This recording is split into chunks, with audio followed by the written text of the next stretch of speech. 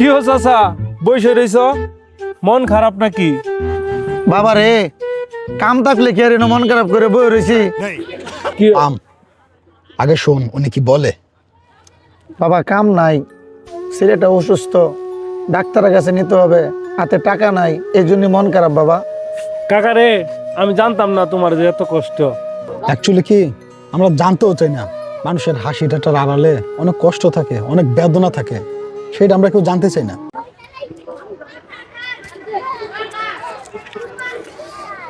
টাকাটা রাখেন চাচা, টাকাটা বড় কথা না, বিপদে আপদে মানুষের পাশে থাকাটাই বড় কথা।